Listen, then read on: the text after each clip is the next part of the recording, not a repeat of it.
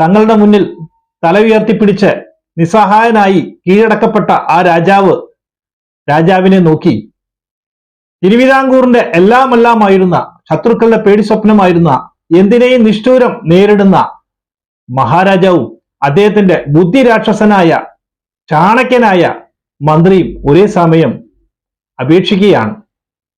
ഞങ്ങൾ താങ്കളോട് ചെയ്ത എല്ലാ തെറ്റുകുറ്റങ്ങളും പൊറുത്തു എന്ന് ഒരു വാക്ക്, ഒരു മാപ്പ്, അത് താങ്കൾ പറഞ്ഞു കഴിഞ്ഞാൽ താങ്കൾക്ക് നിരുപാധികം, അതല്ലെങ്കിൽ താങ്കൾക്ക് ഇവിടെ നിന്ന് സ്വതന്ത്രമാകാം. ആരായിരുന്നു ആ രാജാവ്? മറ്റേതൊരു രാജാവിനോട് അല്ലെങ്കിൽ മറ്റേതൊരു ശത്രുവിനോടും മഹാരാജാവ് കാണിക്കാത്ത ഒരു ദയ അല്ലെങ്കിൽ ബഹുമാനം എന്തുകൊണ്ട് ഈ രാജാവിനോട് കാണിച്ചു? ചരിത്രവും ഐതിഹ്യവും അതുപോലെ സംസ്കാരവും ഉൾക്കൊണ്ടുകൊണ്ടുള്ള പരമ്പരയുടെ ഒരു ചെറിയൊരു ഭാഗമാണ്, അല്ലെങ്കിൽ ചെറിയൊരു വിവരമാണ് ഈ വീഡിയോയിലൂടെ പങ്കുവയ്ക്കാൻ ആഗ്രഹിക്കുന്നത്. നമസ്കാരം, എൻട്രാക്കൾട്ട് എന്ന ഈ ചാനലിലേക്ക് ഏവർക്കും സ്വാഗതം.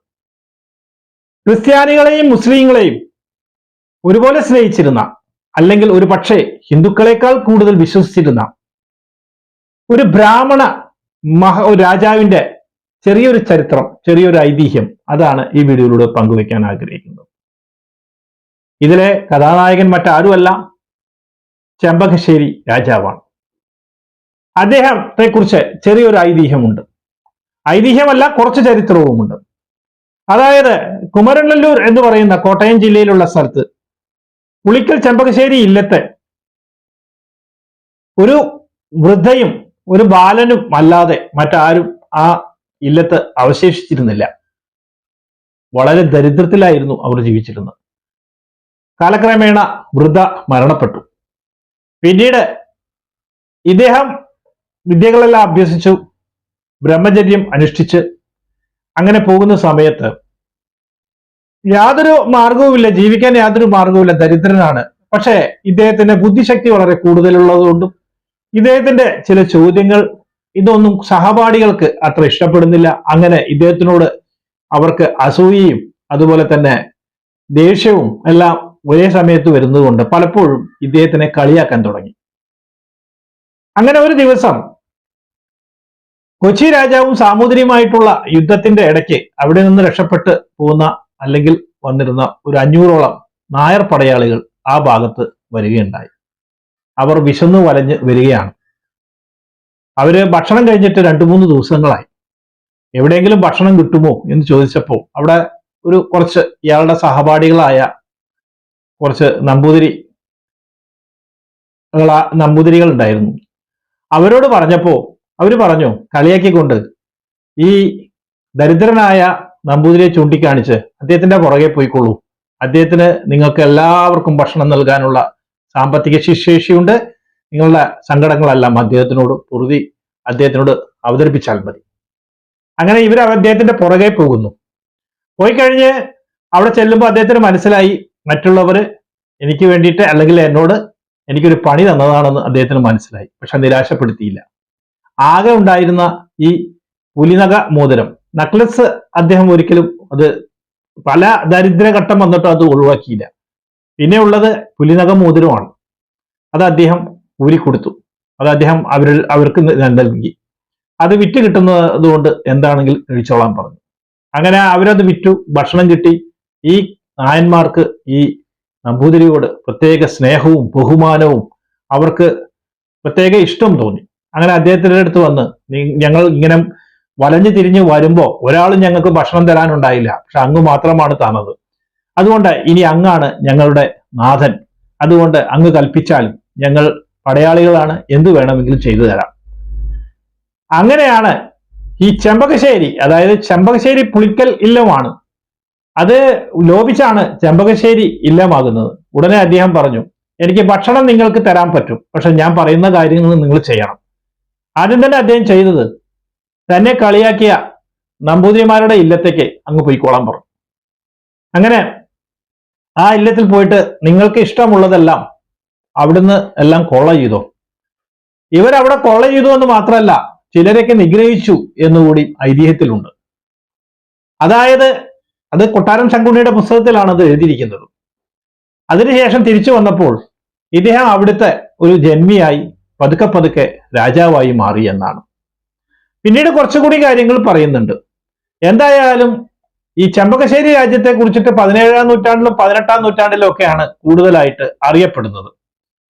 അതായത് തെക്കുംകൂർ രാജാവ് വേറൊരു ഐതിഹ്യത്തിൽ കേൾക്കുന്നത്, ഈ വലഞ്ഞു നടന്ന അല്ലെങ്കിൽ ദരിദ്രമായിട്ടുള്ള ഈ നമ്പൂതിരി മഹാരാജാവിന്റെ അടുത്തേക്ക് ചെന്ന് തങ്ങൾക്ക് ജീവിക്കാൻ ഒരു മാർഗവുമില്ല, അതുകൊണ്ട് കുറച്ച് സ്ഥലം വേണം എന്ന് പറയുന്നുണ്ട്. അപ്പൊ അദ്ദേഹം ഉടനെ പറഞ്ഞു, ഒരു കാര്യം ചെയ്തു, നിങ്ങൾക്ക് ഒരു ദിവസം കൊണ്ട് വെട്ടിയെടുക്കാവുന്ന സ്ഥലം എത്രയാണെങ്കിൽ അത് വെട്ടിയെടുത്തു എന്ന് മഹാരാജാവ് പറഞ്ഞു.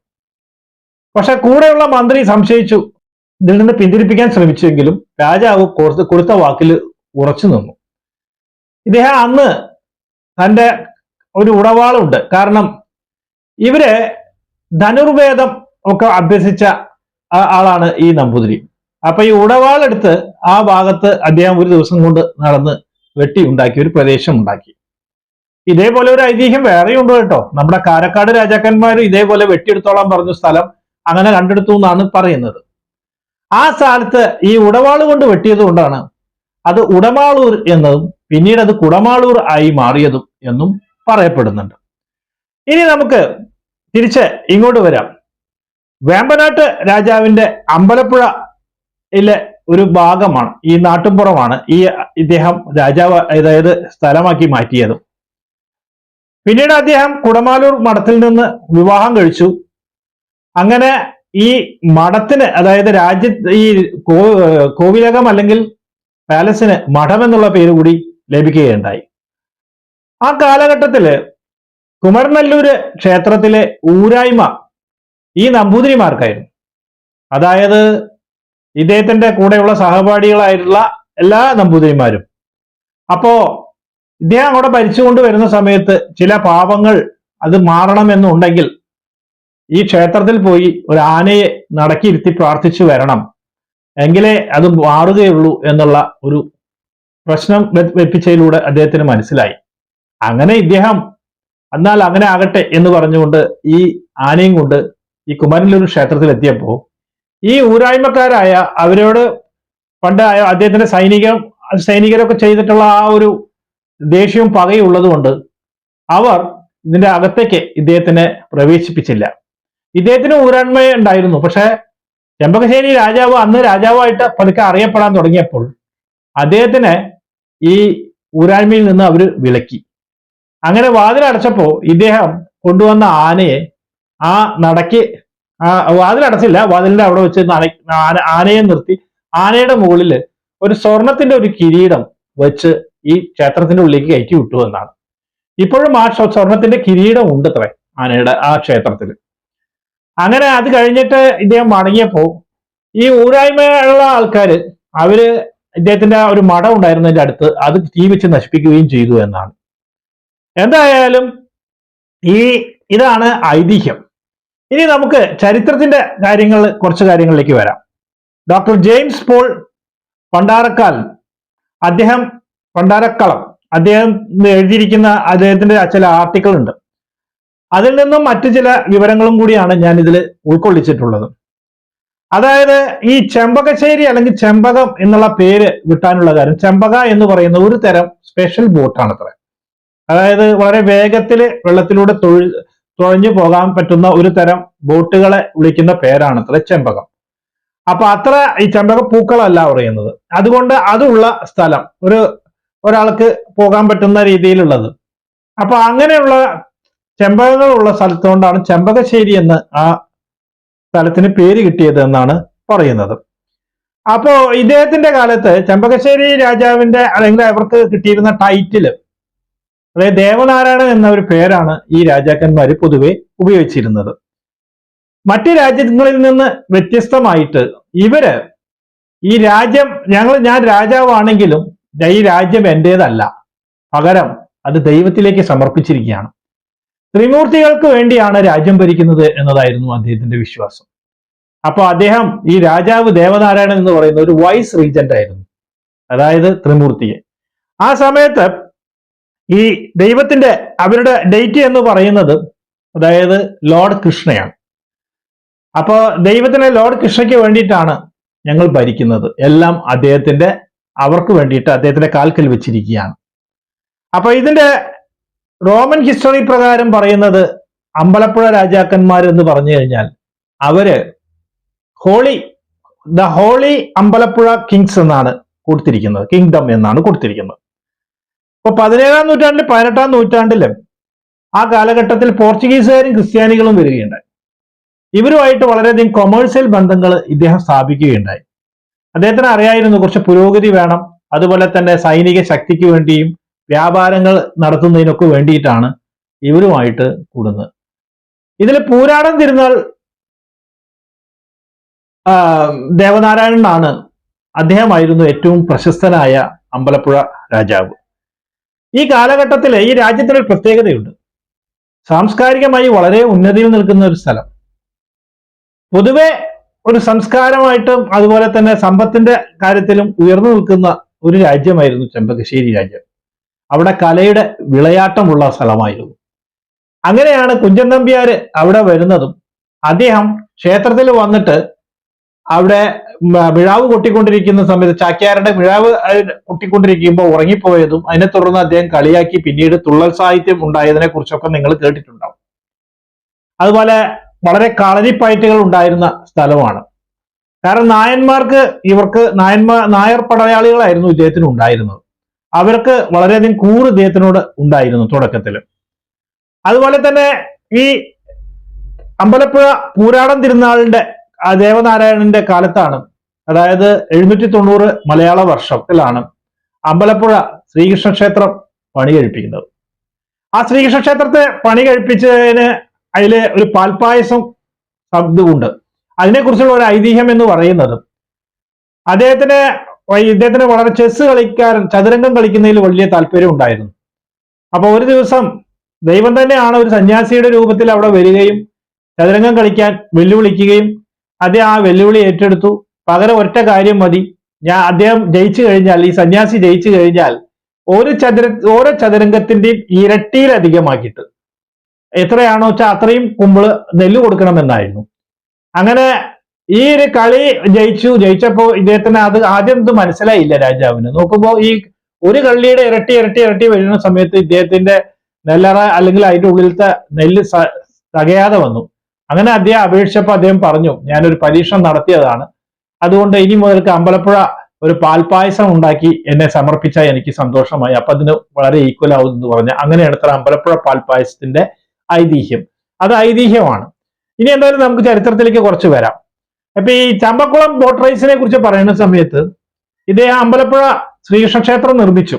ശ്രീകൃഷ്ണ ക്ഷേത്രത്തില് ഐശ്വര്യം കുറവാണ് എന്ന ഒരു പ്രശ്നം വെപ്പിച്ചതിലൂടെ കണ്ടു. അങ്ങനെ ഒരു മൂലം ദിവസത്തില് ചമ്പക്കുളം കായലില്, അതായത് മിഥുനമാസത്തിലാണ്, മൂലം ദിവസത്തിലാണ് ഇത് നടക്കുന്നത്. അപ്പൊ ഈ കരിക്കുളം ടെമ്പിളിൽ ഉള്ള, അതായത് കുറിച്ചി എന്ന് പറഞ്ഞ സ്ഥലത്താണ് ഈ കരിക്കുളം ടെമ്പിൾ ഉണ്ട്. അവിടുന്നുള്ള വിഗ്രഹം, അതാണ് ഐശ്വര്യമുള്ള വിഗ്രഹം, അത് കൊണ്ടുവരാൻ പറഞ്ഞു. അങ്ങനെ അത് അവിടെ നിന്ന് കൊണ്ടുവരുന്ന സമയത്ത് ചമ്പക്കുളത്തേക്ക് കൊണ്ടുവരുമ്പോൾ, ചമ്പക്കുളം എത്തിയപ്പോ അവിടെ ഉണ്ടായിരുന്ന ഒരു സിറിയൻ ക്രിസ്ത്യന്റെ വീട്ടിലാണ് ഈ വിഗ്രഹം അന്ന് സൂക്ഷിച്ചത്. കാരണം അവിടെ നിന്ന് കൊണ്ടുവരുന്നതിന് ഇടയ്ക്ക് അവർ റെസ്റ്റ് ചെയ്യാൻ വേണ്ടി നിന്നതാണ്. പിന്നീട് അവിടെ നിന്ന് വലിയ കുറെ വള്ളങ്ങളുമായിട്ട് അതൊരു ഘോഷയാത്രയായിട്ടാണ് അമ്പലപ്പുഴയിലേക്ക് കൊണ്ടുവന്നത്. അതുകൊണ്ട് ഈ ക്രിസ്ത്യൻ ചർച്ച് ഇപ്പോഴും അവര് ഈ കൊടിയും അതുപോലെ തന്നെ ഇതും കൊടുക്കുന്നുണ്ട്. അതായത് കയറും ഇതിനൊപ്പം ഈ ചർച്ചിൽ നിന്നാണ് കൊടുക്കുന്നത്. അന്ന് മുതൽക്ക് ഇന്ന് വരെ അത് അങ്ങനെ തന്നെ തുടർന്നു പോരുകയാണ്. അപ്പോ ചമ്പക്കുളം അല്ലെങ്കിൽ ചെമ്പകശ്ശേരി ഉള്ള ഈ രാജാവ് എപ്പോ വേണമെങ്കിലും ആ വഴി കൂടെ പോകുന്ന സമയത്തെല്ലാം അദ്ദേഹം തന്റെ കിരീടം ഊരി വന്നിച്ചതിന് ശേഷമാണ് ആ ചർച്ചിന്റെ മുന്നിലൂടെ പോകുന്നത്. അതുപോലെ ഒരു കൂട്ടം അഭയാർത്ഥികളായി വന്ന മുസ്ലിങ്ങൾക്ക് അദ്ദേഹം അഭയം നൽകി അവർക്ക് എല്ലാവിധ സഹായങ്ങളും നൽകുന്നുണ്ട്. എന്തുകൊണ്ടാണ് ക്രിസ്ത്യാനികളോടും മുസ്ലിങ്ങളോടും ഇത്ര അടുപ്പം വരാനുള്ള കാരണം അതും കൂടി ഞാൻ പറയാം. ഇതിൽ പറഞ്ഞു വരുന്ന സമയത്ത് നിങ്ങൾക്കത് മനസ്സിലാകും. അപ്പോ ദേവനാരായണൻ രാജാവിന്റെ ഈ ഒരു, അതായത് ക്രിസ്ത്യാനികളോട് പൊതുവെ അടുപ്പം ഉണ്ടായിരുന്നു. അതിനെക്കുറിച്ചിട്ട് ഞാൻ പറഞ്ഞു. അപ്പൊ ഇദ്ദേഹത്തിന്റെ പടയാളികൾ വളരെ ശക്തിയുള്ള പടയാളികളാണ്. കാരണം ഒരു ബ്രാഹ്മണ രാജാവിന്റെ കീഴിലുള്ള പടയാളികളാവുമ്പോൾ തങ്ങൾക്ക് കൂടുതൽ, തങ്ങളെ ആർക്കും തോൽപ്പിക്കാൻ കഴിയില്ല എന്ന ഒരു വിശ്വാസം ഇവർക്കുണ്ടായിരുന്നു. അതായത് ദൈവത്തിന് മാത്രമേ അവരെ തോൽപ്പിക്കാൻ കഴിയൂ എന്ന ഒരു വിശ്വാസത്തിലായിരുന്നു ആ പടയാളികൾ ഉണ്ടായിരുന്നത്. ഈ സമയത്ത് ഇത് അമ്പലപ്പുഴ ഭാഗത്ത്, ഈ ഭാഗത്തേക്കാണ് നമ്മള് തിരുവിതാംകൂർ ഭാഗം ആക്രമിക്കാൻ വരുന്നത്. അവിടെ തെക്കുംകൂറിനെ കുറിച്ചിട്ട് വേറൊരു ചരിത്രമുണ്ട്. അതായത് തെക്കുംകൂർ രാജാവിനോടുള്ള ആ ഒരു നടന്നിട്ടുള്ള ചരിത്രങ്ങളൊക്കെ നിങ്ങൾ വായിച്ചിട്ടുണ്ടാവും. ഇല്ലെങ്കിൽ നമുക്കത് വേറെ ചെയ്യാം, കാരണം കുറച്ച് വലിയ വിശാലമായ ഒരു ചരിത്രമാണത്. അപ്പൊ അങ്ങോട്ട് വരുന്നതിന് മുമ്പ് രാമയ്യ ദളവ അദ്ദേഹത്തിന് ഈ ഇതിന്റെ എക്സ്പാൻഷൻ, അതായത് എല്ലാ കാര്യങ്ങൾക്കും ഉപദേശിച്ചു കൊടുക്കുന്നത് ഈ ബുദ്ധിരാക്ഷസനായ രാമയ്യ ദളവയാണ് മാർത്താണ്ഡവർമ്മയോട് പറഞ്ഞു കൊടുക്കുന്നത്. മാർത്താണ്ഡവർമ്മ എന്ന് പറയുന്നത് വളരെ നിഷ്ഠൂരമായിട്ട് ശത്രുക്കളെ കീഴടക്കുന്ന ഒരാളാണ് എന്ന് നമുക്ക് ഇവർക്കും അറിയാലോ. അവരുടെ രീതി ശത്രുവായി പ്രഖ്യാപിച്ചു കഴിഞ്ഞാൽ അവരെ കുളം തോണ്ടുക എന്നുള്ള ഒരു പരിപാടിയാണ്. എന്ന് പറഞ്ഞാൽ അവരുടെ വീടും എല്ലാം നശിപ്പിക്കും. നമ്പൂതിരിമാരെ സംബന്ധിച്ചിടത്തോളം അവർക്ക് ഈ രാജ്യഭരണ കാര്യങ്ങൾക്ക് ഇടപെടേണ്ട ആവശ്യമില്ല എന്നതായിരുന്നു മാർത്താണ്ഡവർമ്മയുടെ അവരുടെ ഒരു പോളിസി അതായിരുന്നു. അപ്പോ ഈ കായംകുളം, ഓച്ചിറ, മാവേലിക്കര, അരിപ്പാട് ഇങ്ങനെയുള്ള ഭാഗത്തൊക്കെ അവിടെ ഈ ധനുർവേദം അഭ്യസിച്ച കുറെ നമ്പൂതിരിമാരുണ്ടായിരുന്നു. അവരുടെ കീഴിലായിരുന്നു ക്ഷേത്രങ്ങൾ ഉണ്ടായിരുന്നത്. ഇവര് കായംകുളത്ത് ഈ തിരുവിതാംകൂറിന്റെ ഈ അഡ്വാൻസ്, അതായത് മുന്നിലോട്ട് പോകുന്ന ആ ഒരു പടയോട്ടത്തിനെ തടുക്കുന്നതിന് വേണ്ടിയിട്ട് അവിടെ ഒരു പാലം തകർത്തതായിട്ട് ഇവർക്കറിയാം. അങ്ങനെ രാമയ്യ ദളവ വന്നതിന് ശേഷം ഇവരെയൊക്കെ പിടിച്ചെടുക്കുമ്പോൾ ഇവരൊക്കെ പേടിച്ച് അവിടുന്ന് സ്ഥലം വിട്ടു, ഈ നമ്പൂതിരിമാരെല്ലാം. അതിനെക്കുറിച്ച് അത് വിശദമായിട്ട് പറയേണ്ടതാണ് കേട്ടോ. അങ്ങനെ അവരവിടുന്ന് സ്ഥലം വിട്ടപ്പോൾ കുറച്ചു പേരെ മറ്റു ഭാഗങ്ങളിലേക്ക് മാറി. അതായത് ഇപ്പൊ ഞാൻ പറഞ്ഞില്ലേ, നേരത്തെ പറഞ്ഞ സ്ഥലങ്ങളിലേക്കൊക്കെ അവർ മാറി. അതിനുശേഷം 1109 അല്ലെങ്കിൽ അതിന്റെ മുമ്പത്തെ ഒരു കാര്യം പറയാം. ഈ കീഴടങ്ങിയ അല്ലെങ്കിൽ അവിടെ ഉണ്ടായിരുന്ന നമ്പൂതിരിമാരെയൊക്കെ ഇദ്ദേഹം പിടിച്ച് തരം താഴ്ത്തി നമ്പ്യാതിരികൾ എന്നാക്കി മാറ്റി. ഈ നമ്പ്യാതിരികൾ എന്ന് പറഞ്ഞു കഴിഞ്ഞാൽ അവിടുത്തെ ലോക്കലായിട്ടുള്ള നായന്മാരുടെ പുരോഹിതരാക്കി മാറ്റി. അതിനുശേഷം ഈ ക്ഷേത്രങ്ങളുടെ ഉരായ്മയ്ക്ക് അല്ലെങ്കിൽ ക്ഷേത്രത്തിന്റെ കാര്യങ്ങൾക്ക് വേണ്ടിയിട്ട് വടക്ക് നിന്ന്, അതായത് ബ്രാഹ്മണന്മാരെ കൊണ്ടുവന്നു. ആ ബ്രാഹ്മണന്മാരെ പിന്നീട് അവര് തിരുവല്ല സ്വദേശികൾ, തിരുവല്ല ദേശികൾ അല്ലെങ്കിൽ തിരുവല്ല പോറ്റികൾ എന്ന പേരിലാണ് അറിയപ്പെട്ടത്. മറ്റു നമ്പൂതിരിമാരെയൊക്കെ രണ്ടാംകിട നമ്പൂതിരിമാരായിട്ട് പ്രഖ്യാപിച്ചു. അതായത് നമ്പ്യാതിരിമാർ എന്ന പേരിലാണ് അവർ അറിയപ്പെടുക. പിന്നീട് കുറച്ച് നമ്പൂതിരിമാരെയൊക്കെ പടവിട്ട് കുറച്ച് കാശും ഇതൊക്കെ കൊണ്ടുവന്ന് കാണിക്കൊക്കെ വെച്ചിട്ട് ഈ ടൈറ്റിൽ തിരിച്ചു കിട്ടി, നമ്പൂതിരി എന്നുള്ള ടൈറ്റിൽ കിട്ടി. മറ്റൊരു നമ്പ്യാതിരികളായിട്ട് തന്നെ തുടർന്നു. അപ്പൊ ഇവർക്ക് പൊതുവെ രാമയ്യ ദളവയോട് ഭയങ്കര വെറുപ്പ് അല്ലെങ്കിൽ ദേഷ്യം അവർക്ക് ഉണ്ടായിരുന്നു. ഇനി മഹാരാജാവിന്റെ പടയാളികളെ കുറിച്ച് പറയാം. മഹാരാജാവ് എന്ന് പറഞ്ഞാൽ ചെമ്പകശ്ശേരി രാജാവിന്റെ പടയാളികളെ കുറിച്ച് പറയാം. ഇതിന്റെ കാര്യം പറയാം. ഒരു കാലത്ത് വളരെ പ്രസിദ്ധമായി വളരെ നല്ല രീതിയിൽ ഉയർന്നു പോയിക്കൊണ്ടിരുന്ന അല്ലെങ്കിൽ എല്ലാറ്റിനെയും കീഴടക്കിക്കൊണ്ടിരുന്ന രാജാവ് എങ്ങനെയാണ് പെട്ടെന്ന് അല്ലെങ്കിൽ അദ്ദേഹത്തിന്റെ ഫാള് വന്നത് എന്ന് പറയാം. മാർത്താണ്ഡവർമ്മയുടെ രാജാവ് ഇവരെ ആക്രമിക്കുന്നതിന്റെ ഒരു പ്രധാന കാരണം തെക്കുംകൂറിനെ സഹായിച്ചു എന്ന പേരിലാണ് ഈ കായംകുളത്തേക്ക് വരുന്ന. അതിന് മുമ്പ് വേറൊരു കാര്യം കൂടി പറയാറുണ്ട്. മാന്നാർ ട്രീറ്റി എന്ന് പറഞ്ഞിട്ട് ഒരു ഉടമ്പടിയുണ്ട്. അതായത് കായംകുളം രാജാവ്, അത് കൊല്ലം രാജാവിന് അനന്തരാവകാശി ഇല്ലാതെ അദ്ദേഹം മരിക്കുമെന്നുള്ള ഒരു ഘട്ടം വന്നു, അല്ലെങ്കിൽ അദ്ദേഹത്തിന്റെ കാലത്ത് അനന്തരാവകാശി ഇല്ല. അങ്ങനെ അദ്ദേഹം കായംകുളം രാജവംശത്തിൽ നിന്ന് ഒരു രാജകുമാരനെ ദത്തെടുത്തു. ഇദ്ദേഹത്തിന്റെ മരണശേഷം ഈ സ്ഥലം തിരുവിതാംകൂറിനോട് ചേർക്കാൻ വേണ്ടിയിട്ട് മാർത്താണ്ഡവർമ്മ ആഗ്രഹിച്ചിരിക്കുന്ന സമയത്താണ് ഇത് നടന്നത്. ഉടനെ തന്നെ മാർത്താണ്ഡവർമ്മയ്ക്ക് ഇത് ഇഷ്ടമായില്ല. അദ്ദേഹം ഈ ദത്ത് പാടില്ല എന്ന് പറഞ്ഞു. അപ്പൊ ഇതിനെ എതിർത്തു. അങ്ങനെ ഒരു യുദ്ധം നടന്നു. യുദ്ധം നടന്നതിന് ശേഷം ആ കൊല്ലം രാജാവിനെ അദ്ദേഹം പിടിച്ചു കൊണ്ടുവന്ന് ഇവിടെ താമസിപ്പിച്ചു. അതായത് തിരുവിതാംകൂറിൽ കൊണ്ടുവന്ന് അദ്ദേഹം താമസിപ്പിച്ചു. ഈ തിരുവിതാംകൂറിൽ കൊണ്ടുവന്ന് താമസിപ്പിച്ചപ്പോ അവിടെ ഒരു താമസിപ്പിക്കാൻ ഒരു പാലസ് ഉണ്ടാക്കി കൊടുത്തു. അതിന്റെ പേര് വലിയ കോയിക്കൽ കൊട്ടാരം. അവിടെ താമസിപ്പിച്ചു. പിന്നീട് ഈ രാജാവ് അവിടെ നിന്ന് രക്ഷപ്പെട്ടു. രാജാവ് രക്ഷപ്പെട്ടപ്പോ ഈ കായംകുളം രാജാവും അതുപോലെ തന്നെ കൊച്ചി രാജ്യത്തിന്റെയൊക്കെ അവരുടെയൊക്കെ സഹായത്തോടു കൂടി ഇദ്ദേഹത്തിന്റെ സൈന്യം ഇദ്ദേഹം വീണ്ടും ബലപ്പെടുത്തി. ഇതറിഞ്ഞ വീണ്ടും രാജാവ് അവിടുന്ന് പുറപ്പെട്ടു. അതായത് മാർത്താണ്ഡവർമ്മ അദ്ദേഹം രാമയ്യ ദളവയുടെ നേതൃത്വത്തിലാണ് ആക്രമിക്കുന്നത്. അങ്ങനെ ആ ആക്രമണത്തില് കായംകുളം രാജാവിന് ഒരു വെടി കൊണ്ടു. വെടി കൊണ്ടോടുകൂടി അവർ കീഴടങ്ങി കായംകുളത്തേക്ക് എത്തി. കായംകുളം എത്തിയപ്പോ ഈ രാജാവ് എന്താ ചെയ്യുന്നത് വെച്ച് കഴിഞ്ഞിട്ടുണ്ടെങ്കിൽ അത് അവിടുത്തെ കീഴടങ്ങി പിന്നീട് സമ്മതിച്ചു. മാസം 1000 രൂപ എല്ലാ വർഷവും കൊടുക്കാം, എല്ലാ വർഷവും നൽകാന്നുള്ള ഒരു വ്യവസ്ഥയൊക്കെ കൊണ്ടുവന്ന് നിർത്തി. അങ്ങനെ ഒരു ട്രീറ്റി ഉണ്ടാക്കി. അപ്പൊ ആ ട്രീറ്റി ഉണ്ടാക്കുന്ന സമയത്ത് ഇവര് വേറൊരു കാര്യം കണ്ടുപിടിച്ചു, രാമയ്യ ദളവ. അതായത് അവിടെ കായംകുളം രാജാവിന്റെ അവിടെ നിന്ന് കുട്ടികൾ കണ്ടെടുത്ത ചില വാളുകളില് ഈ ദേവനാരായണന്റെ പേര് കുത്തിവെച്ചിട്ടുണ്ട്.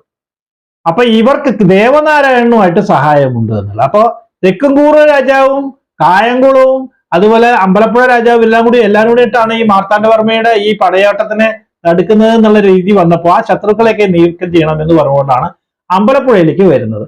ഈ അമ്പലപ്പുഴയിലേക്ക് കൊണ്ടുവരാനുള്ള വേറെ കാര്യങ്ങളുണ്ട് കേട്ടോ. തെക്കുംകൂർ രാജവംശവും അതിലുണ്ടായിരുന്ന ആൾക്കാർ, അതായത് രാജാവ് അവിടുന്ന് മാർത്താണ്ഡവർമ്മയുടെ ശ്രദ്ധ അമ്പലപ്പുഴയിലേക്ക് തിരിച്ചുവിടാനൊക്കെ ശ്രമിച്ചതും അങ്ങനെയുള്ള കുറെ കാര്യങ്ങളുണ്ട്. അതൊന്നും ഞാൻ വലിയ ചരിത്രങ്ങളാണ് അതിനെക്കുറിച്ച് പറയുമ്പോൾ. അങ്ങനെയാണ് അമ്പലപ്പുഴ ആക്രമിക്കാൻ വേണ്ടി വരുന്നത്. അങ്ങനെ അമ്പലപ്പുഴ ആക്രമിക്കാൻ വേണ്ടി വരുന്ന സമയത്ത് ഈ നായർ പടകൾ, ഇത് പറഞ്ഞല്ലോ ദേവനാരായണന്റെ നായർ പട, അവർക്ക് ആരെയും ഭയമില്ല. അപ്പൊ ഇദ്ദേഹത്തിന്റെ കീഴിലുണ്ടായിരുന്ന സൈന്യം എന്ന് പറയുന്നത്, അതായത് ചെമ്പകശ്ശേരി രാജാവിന്റെ സൈന്യാധിപൻ എന്ന് പറയുന്നത് മാത്തൂർ പണിക്കരായിരുന്നു. വളരെ ശക്തനായ ഒരു പണിക്കർ, അതായത് സേനാനായകൻ. ഇനി ചീഫ് മിനിസ്റ്റർ ആയിട്ട്, അതായത് മുഖ്യമന്ത്രി ആയിട്ടുള്ള ആള് എന്ന് പറയുന്നത് തെക്കേടത്ത് ഭട്ടതിരിയാണ്. ഇവര് രണ്ടുപേരുമാണ്. പിന്നെ മറ്റ് രാജകീയ കാര്യങ്ങൾ വേറെ ഇതിന് ഏറ്റവും അടുപ്പം ഉണ്ടായിരുന്ന ഒരാളാണ്, ഒരു മന്ത്രിയായിരുന്നു ഈ നീലകണ്ഠൻ എന്ന ശ്രീകണ്ഠൻ. ഈ ശ്രീകണ്ഠനുമായിട്ടുള്ള ഈ അടുപ്പം മറ്റവർക്ക് രണ്ടാൾക്കും വലിയ ഇഷ്ടമൊന്നുമല്ല. അങ്ങനെ മാർത്താണ്ഡവർമ്മയുടെ രാജാവ് രാമയ്യ ദളവയുടെ നേതൃത്വത്തിൽ ഇതിനെ ആക്രമിച്ചു. അവർക്ക് കീഴടക്കാൻ പറ്റുന്നില്ല. ഈ നായർ പടയാളികളെ കണ്ടതോട് കൂടിയിട്ട് മാർത്താണ്ഡവർമ്മയുടെ പടയാളി പിൻവാങ്ങി. കാരണം അവര് ഒരു ബ്രാഹ്മണന്റെ പടയാളിയെ കൊന്നു കഴിഞ്ഞാൽ അനർത്ഥങ്ങളൊക്കെ വരുമെന്നുള്ള ഭയം അവർക്കുണ്ടായി. അങ്ങനെ പോയപ്പോഴാണ് ഡച്ചുകാരനായിട്ടുള്ള ഡിലനോയുടെ നേതൃത്വത്തിലുള്ള മുസ്ലിങ്ങളും ക്രിസ്ത്യാനികളും അടങ്ങുന്ന ഒരു പടയാളികളെ ഉപയോഗിക്കുന്നത്. ഇവരെ ഉപയോഗിച്ചിട്ട് അന്ന് തെക്കുംകൂറ ആക്രമിക്കുന്ന സമയത്ത് ഈ പടയാളികൾ ഉപയോഗിച്ചിട്ടുണ്ട്. അന്ന് ബ്രാഹ്മണന്മാരെ ചെറുത്തു നിൽപ്പ് ഒഴിവാക്കാൻ വേണ്ടി അവരെ ഉപയോഗിച്ചിട്ടാണ് വന്നത്. ഇതിലും വിജയിക്കുന്നില്ല. ഈ സമയത്താണ് ദേവനാരായണൻ ശത്രുക്കളെ എളുപ്പത്തിൽ കൊല്ലാൻ ഉള്ള ഒരു വിഷം കണ്ടുപിടിക്കുന്നത്. ഇത് വാളിലോ അമ്പിലോ തേച്ച് കഴിഞ്ഞാൽ അത് ഈ ശത്രുവിന്റെ മേലെ തൊട്ട് കഴിഞ്ഞാൽ തൽക്ഷണം മരിക്കും. ഇത് അദ്ദേഹം കണ്ടുപിടിച്ചതിന് ശേഷം ഇത് വിജയിച്ചുകൊണ്ടിരിക്കുകയാണ്. അപ്പോ ഒരു രക്ഷയില്ല മറ്റവർക്ക് ആർക്കും. പക്ഷെ രാജ്യത്ത് കോളറ പടർന്നു പിടിക്കാൻ തുടങ്ങിയപ്പോ അവിടുത്തെ വെളിച്ചപ്പെട്ടിട്ട് പറഞ്ഞു, ഈ ഒരു വിഷം ഒരു ബ്രാഹ്മണനായ രാജാവ് കണ്ടുപിടിച്ചതുകൊണ്ടാണ്, അല്ലെങ്കിൽ ഇങ്ങനെ വന്നതുകൊണ്ടാണ് ഇതിന് വന്നത്, പ്രായച്ചിത്തം ചെയ്യാനൊക്കെ പറഞ്ഞ പ്രായച്ചിത്തം ഒക്കെ അദ്ദേഹം ചെയ്തു. എന്ത് ചെയ്തിട്ടും ഈ കോട്ട കീഴടക്കാൻ പറ്റില്ല. അമ്പലപ്പുഴ രാജാവ് ഇങ്ങനെ അവര് വിജയിച്ചുകൊണ്ടിരിക്കുകയാണ്. അപ്പോഴാണ് രാമയ്യ ദളവ അദ്ദേഹത്തിന്റെ ആ എന്താ പറയാ ചാണക്യ ബുദ്ധി പുറത്തേക്ക് എടുക്കുന്നത്. അപ്പോൾ നേരിട്ട് കീഴടക്കാൻ പറ്റില്ല, മറ്റു മാർഗമാണ്. കോട്ടയ്ക്ക് ഉള്ളിലേക്ക് കടക്കാൻ ഒരു മാർഗവുമില്ല. അങ്ങനെ ഈ ഭട്ടതിരിയേനെയും അതുപോലെ തന്നെ മാത്തൂർ പണിക്കരെയും ഇദ്ദേഹം തിരുവിതാംകൂറിന്റെ പക്ഷത്തേക്ക് കൊണ്ടുവന്നു. ചതിയാണ്. ഈ ചതി പക്ഷേ ദേവനാരായണൻ അറിയുന്നില്ല. എന്നാൽ ശ്രീകണ്ഠനെ കൊണ്ടുവരാൻ ശ്രമിച്ചെങ്കിലും ശ്രീകണ്ഠൻ ഇതിലേക്ക് വന്നില്ല. ഇവര് എന്താ ചെയ്തതെന്ന് വെച്ച് കഴിഞ്ഞാൽ ശ്രീകണ്ഠനും രാജാവുമായിട്ടുള്ള ദേവനാരായണനുമായിട്ടുള്ള ബന്ധം മുറിക്കണം. അങ്ങനെ ആ ബന്ധം മുറിക്കുന്ന സമയത്ത് തിരുവിതാംകൂറിന്റെ ഈ ദേവനാരായണന്റെ കോട്ടയുടെ ഉള്ളിലേക്ക് കടക്കാൻ ഒരു മാർഗം അന്വേഷിക്കുകയാണ്. ആ മാർഗം അന്വേഷിക്കുന്ന സമയത്ത് കോട്ടയുടെ ഒരു ഭാഗത്ത് ദുർബലമായിരുന്നു, അതായത് പൊളിഞ്ഞ ഒരു ഭാഗമുണ്ട്. അവിടെ കളിമണ്ണും അതുപോലെ ചളിയൊക്കെ വെച്ച് അടച്ച് അതിന്റെ മുകളിൽ കുറച്ച് തെങ്ങിന്റെ ഓലയൊക്കെ ഇട്ട് വെച്ചിരിക്കുകയാണ്. ഈ ഭാഗം ഇവര് കാണിച്ചു കൊടുക്കുകയാണ്, ഭട്ടതിരിയും അതുപോലെ തന്നെ മാത്തൂർ പണിക്കരും. ഇതിൽ ആരാണ് അത് പറയുന്നതല്ല, ഇവർ രണ്ടുപേർക്കും പങ്കുണ്ട്. അങ്ങനെ ആ പൊളിഞ്ഞ ആ ഭാഗത്തു കൂടെ ഇവർ കയറുകയാണ്. തിരുവിതാംകൂറിന്റെ പട്ടാള കോട്ടയുടെ ഉള്ളിലേക്ക് ഇവർ അറിഞ്ഞ ഉടനെ തന്നെ ഇത് എന്നെ ആരോ ചതിച്ചു എന്ന് ദേവനാരായണൻ പറയുന്നുണ്ട്. അങ്ങനെ ദേവനാരായണൻ പറയുമ്പോ അങ്ങയെ ചതിച്ച് ഞങ്ങൾ ചതിക്കില്ല എന്ന് അങ്ങേക്ക് ഉറപ്പുണ്ടല്ലോ. എപ്പോഴും മാറി നിൽക്കുന്ന ഒരാളുണ്ട്, അങ്ങയുടെ ഏറ്റവും വിശ്വസ്തൻ ശ്രീകണ്ഠൻ, അദ്ദേഹമാണ് ഇത് ചെയ്തതെന്ന് പറഞ്ഞു. ദേവനാരായണൻ ദേഷ്യം കൊണ്ട് വിറച്ചു. അദ്ദേഹത്തിനെ നിർബന്ധിക്കുകയാണ്. ഈ ശത്രു ഇങ്ങനെ ചെയ്തതിന് ദേവനാരായണനെ നമുക്ക് കൊന്നു കളയാൻ പറയും. അങ്ങനെ ഇദ്ദേഹത്തിന് എതിരെ ഒരു ഡെത്ത് വാറന്റ്, അതായത് അദ്ദേഹത്തെ തൽക്ഷണം കൊല്ലാനുള്ള ഒരു ഉത്തരവ് ദേവനാരായണൻ പുറപ്പെടുവിക്കുന്നു. ദേവനാരായണന്റെ സൈനികർ, അതായത് മാത്തൂർ പണിക്കരന്റെ പടയാളികൾ ശ്രീകണ്ഠനെ അന്വേഷിച്ചു പോയി. അങ്ങനെ കുമരനല്ലൂർ അവിടെ ക്ഷേത്രത്തിൽ അവിടെ എത്തിയപ്പോ, അതായത് ഈ ക്ഷേത്രത്തിന്റെ ആ ഭാഗത്ത് അതിന്റെ ഉള്ളിലേക്ക് കടന്ന് അവിടെ വെച്ച് ശ്രീകണ്ഠനെ കൊല്ലുന്നു. ശ്രീകണ്ഠനെ കൊല്ലുന്ന സമയത്ത്, കൊല്ലുക എന്ന് പറഞ്ഞാൽ കുത്തുകയാണ്. കുത്തിയ ഉടനെ തന്നെ അദ്ദേഹം ഉറക്കെ എന്റെ കൃഷ്ണ എന്ന് ഉറക്കെ വിളിച്ചു. അത് എന്തുകൊണ്ടാണെന്ന് അറിയില്ല. ആ സമയത്ത് പടിഞ്ഞാറേ വാതില് അങ്ങ് കൊട്ടി അടച്ചു. ഈ പടിഞ്ഞാറേ വാതില് അടച്ചത് എങ്ങനെയെന്നറിയില്ല. ആരെങ്കിലും അടച്ചതാണോ അതല്ല തനിയെ അടഞ്ഞതാണോ എന്താണെന്നറിയില്ല. അതോട് കൂടിയിട്ട് ഈ പടയാളികൾ അവിടെ നിന്ന് പോവുകയാണ്. എന്തായാലും ശ്രീകണ്ഠൻ അവിടെ കിടന്ന് മരിച്ചു. ഇതിനുശേഷം ആണ് തിരുവിതാംകൂർ, അതായത് മാർത്താണ്ഡവർമ്മ ഉള്ളിൽ കിടന്ന് അവര് ദേവനാരായണനെ പിടിക്കുന്നു. സാധാരണഗതിയിൽ ശത്രുവിനെ കിട്ടിയാൽ ഉടനെ തന്നെ അവരെ ഇല്ലാതാക്കും. പക്ഷെ ദേവനാരായണന്റെ കേസിൽ അത് പറ്റില്ല. മാർത്താണ്ഡവർമ്മ കോപം കൊണ്ട് വറച്ചെങ്കിലും രാമയ്യ ദളവയാണ് അത് മാറ്റുന്നത്. അതായത് ബ്രഹ്മഹത്യ പാപമാണ്, അതുകൊണ്ട് ഒരിക്കലും അങ്ങനെ ചെയ്യാൻ പാടില്ല എന്ന് പറഞ്ഞു. അങ്ങനെ ഇദ്ദേഹത്തിനെ തിരുവിതാംകൂർ കൊണ്ടുവരുന്നു. അങ്ങനെ അദ്ദേഹത്തിന് ഒരു മാപ്പൊക്കെ കൊടുത്ത് തിരുവിതാംകൂറിൽ നിന്ന് പറഞ്ഞയച്ച് വീണ്ടും വന്നപ്പോ ദേവനാരായണൻ വീണ്ടും ശക്തിയോട് കൂടിയിട്ട് നിൽക്കുകയാണ്. അതായത് വീണ്ടും ഇതിനെ ആക്രമിക്കാനുള്ള ഒരു പരിപാടി. അതിനു മുമ്പ് കായംകുളത്തെ ആക്രമിച്ച് നിന്നു എന്ന് പറഞ്ഞല്ലോ. കായംകുളം രണ്ടാമത്, അതായത് ഈ മാന്നാർ ട്രീറ്റി അവിടെ നിന്ന സമയത്ത് അദ്ദേഹം രണ്ടാമത് ഇവരെ സഹായിക്കുന്നുണ്ട്. അതിന് കൊച്ചി രാജ്യത്തിന്റെ സഹായം ഉണ്ടായിരുന്നു എന്നുള്ളതാണ്. അങ്ങനെ രണ്ടാമത് ഈ അഡോപ്ഷൻ, കായംകുളത്ത് നിന്ന് ഒരു കുഞ്ഞിനെ കൊല്ലം എടുത്തതുകൊണ്ട് കൊല്ലം രാജാവിന്റെ അയാൾ മരിച്ച സമയത്ത് ഇത് കായംകുളത്തിന് അവകാശപ്പെട്ടതാണ് എന്ന് പറഞ്ഞുകൊണ്ടാണ് അദ്ദേഹം പോകുന്നത്. എന്നാൽ 1741 തന്നെ ഈ 1732 ഈ അഡോപ്ഷൻ, അതായത് രാജ്യത്തിന് ഈ രാജകുമാരനെ ദത്തെടുക്കുന്ന പരിപാടി ക്യാൻസൽ ചെയ്തതാണ്. അതുകൊണ്ട് ഞങ്ങൾ ഇത് അംഗീകരിക്കില്ല എന്ന് പറഞ്ഞിട്ട് മാർത്താണ്ഡവർമ്മയുടെ സൈന്യം വീണ്ടും വന്നു. അങ്ങനെ കായംകുളത്തിന് രക്ഷയില്ലാതെയായി. അപ്പോൾ ഈ കായംകുളത്തിന്റെ സ്വത്തുക്കളെല്ലാം തിരുവിതാംകൂറിലേക്ക് കൊണ്ടുപോകാനായിരുന്നു പ്ലാൻ ഇട്ടിരുന്നത്. പക്ഷേ ഇദ്ദേഹം ചെയ്തത് എല്ലാ സ്വർണവും എല്ലാ സ്വത്തും ഇതെല്ലാം കൂടിയിട്ട് ഒരു വലിയ അദ്ദേഹം എടുത്തിട്ട് അഷ്ടമുടി കായലിൽ കെട്ടി തൂക്കി എന്നാണ് പറയുന്നത്. എന്ന് പറഞ്ഞു കഴിഞ്ഞാൽ ആ കായലില് അതിന്റെ ഉള്ളിലേക്ക് ഇറക്കി ഒളിപ്പിച്ചു വെച്ചതാണെന്നാണ് പറയുന്നത്, കിട്ടാതിരിക്കാൻ വേണ്ടിയിട്ട്. എന്തായാലും തിരുവിതാംകൂറിന്റെ ഭടന്മാർക്ക് ഒന്നും കിട്ടിയില്ല. കൈ കിട്ടിയ അദ്ദേഹത്തിനെ കൊല്ലുന്നുള്ളത് ഉറപ്പുള്ളത് കൊണ്ട് അദ്ദേഹം നേരെ തൃശ്ശൂരിലേക്ക് പലായനം ചെയ്തു. അതാണ് കായംകുളത്തിന്റെ. ദേവനാരായണന്റെ രണ്ടാമത്തെ ഇതില് അദ്ദേഹം വിചാരിച്ചത്, എന്നെ ചതിച്ചത് എന്റെ ആൾക്കാർ തന്നെയാണ്, അതായത് ഈ മാത്തൂർ പണിക്കരും ഭട്ടതിരിയും ഒക്കെ ആണല്ലോ. അപ്പോ ഇനി എന്തായാലും അവരെ വിശ്വസിക്കുന്നില്ല. അപ്പോ എനിക്ക് എപ്പോഴും വിശ്വസിക്കണമെങ്കിൽ എന്റെ കൂടെ നിൽക്കാൻ പറ്റുന്ന ആൾക്കാര്, അന്നും അദ്ദേഹത്തിന് ക്രിസ്ത്യാനികളോട് വലിയ താല്പര്യമായിരുന്നു.